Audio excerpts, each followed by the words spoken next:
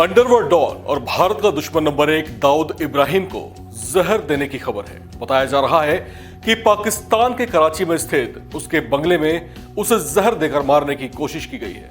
इसके साथ ही यह दावा भी किया जा रहा है कि उसे बेहद गंभीर हालत में अस्पताल में भर्ती कराया गया है, जहां उसकी हालत नाजुक बनी हुई है। ये जानकारियां पाकिस्तान के अपुष्ट सूत्रों से मिल रही हैं। हालांकि वहां की मीडिया में भी इस बात को लेकर दावा किया जा रहा है, लेकिन फिलहाल पाकिस्तान में कराची प्रशासन ने इस पर चुप्पी साधी हुई है। आपको बता दें कि दाऊद इब्राहिम भारत में मोस्ट वांटेड की सूची में शामिल है।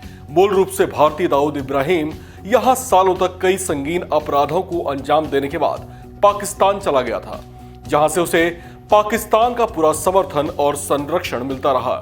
ऐसे में वो पाकिस्तान से ही अपने गुर्गों की मदद से भारत में अवैध वसूली और कई बड़े अपराधों को अंजाम देता रहा है। 67 साल का अंडरवर्ल्ड डॉन दाऊद इब्राहिम करीब 30 साल से कराची में रह रहा है। कराची में ये अपने किलानुमा आलीशान बंगले में रहता है, जहां हर वक्त बेहद सख्त पहरा रहता है। बताया जाता है कि पाकिस्तानी खुफिया एजेंसी ISI खुद इसके लिए सुरक्षा के कड़े बंदोबस्त रखती है। ऐसे में बहुत कम ही लोग हैं जिनको इसके महलनुमा बंगले में जाने की इजाजत मिलती है। इसकी सुरक्षा ऐसी है कि ये कहीं किसी कैमरे की रिकॉर्डिंग में ना आ जाए, इस बात का खास ध्यान रखा जाता है। यहां तक कि उसके अपने पारिवारिक फंक्शंस में भी उसे कैमरों और मीडिया कवरेज से बचा कर रखा जाता है। पाकिस्तान में दाऊद की उपस्थिति को पाकिस्तान ने कई सालों तक राज बनाकर रखा हुआ था, लेकिन इस पर से लंबे समय तक पर्दा डाले नहीं रह सका।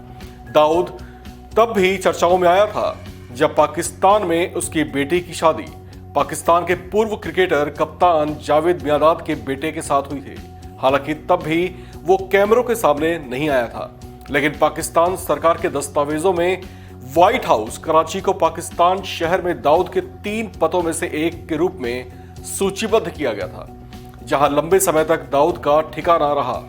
संयुक्त राष्ट्र की ओर से घोषित आतंकी और 1993 के मुंबई बॉम्ब ब्लास्ट के मुख्य आरोपी दाऊद इब्राहिम कराची में ही रहता है। ये बात कई बार दुनिया के सामने आ चुकी है, लेकिन घाघ पाकिस्तानी सरकारों ने इस पर कभी भी कोई हामी नहीं भरी। लेकिन ये एक बार फिर से चर्चाओं में है, लेकिन अब की बार ये खुद को जहर दिए जाने की वजह से चर्चाओं में है।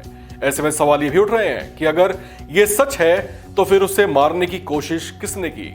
सवाल पाकिस्तानी सेना और ISI पर भी उठ रहे हैं, और यह भी कहा जा रहा है कि कहीं ये किसी बड़े षड्यंत्र का हिस्सा तो नहीं। इस खबर में फिलहाल इतना है। बाकी अपडेट्स के लिए आप बने रहिए वन इंडिया के साथ।